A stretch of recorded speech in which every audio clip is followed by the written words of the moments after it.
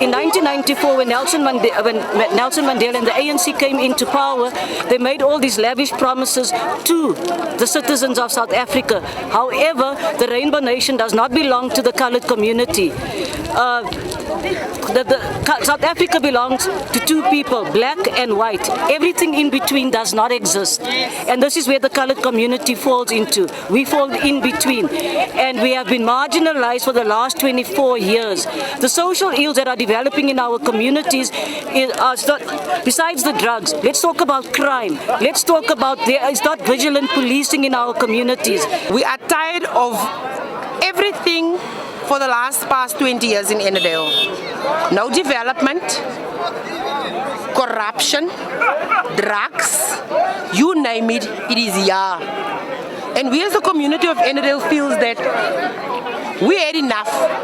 We have been doing this for many years.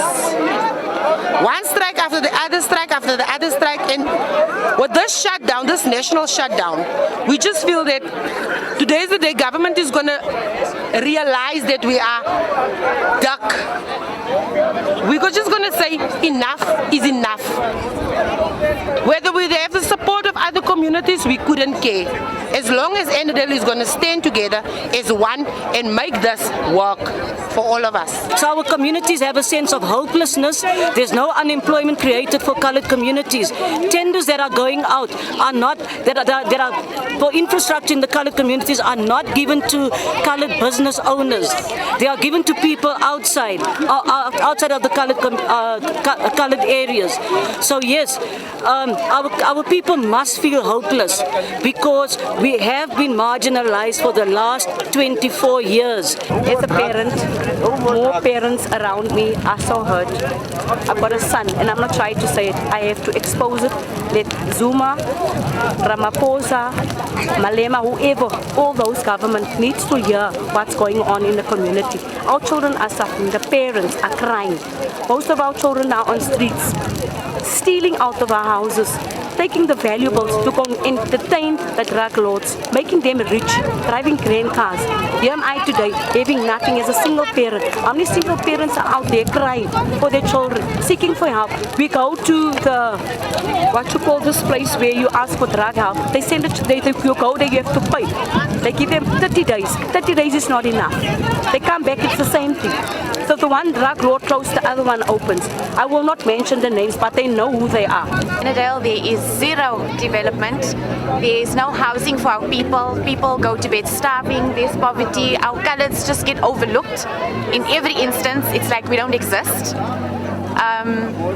Safety, there's no safety. Our police don't care.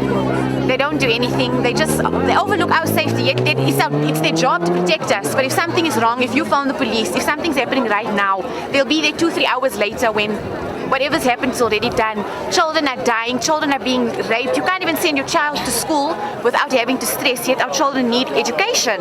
It's not fair. It's not right. Our president doesn't do anything. He's more concerned about everything else. But our kids are not safe. We as adults are not safe. And it's not fair. There's grand people here. Their pension monies get taken to go and buy drugs.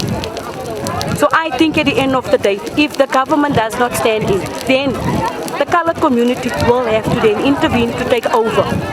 Even if I have to go there myself and bomb those houses, like they say, take the law in your own hands.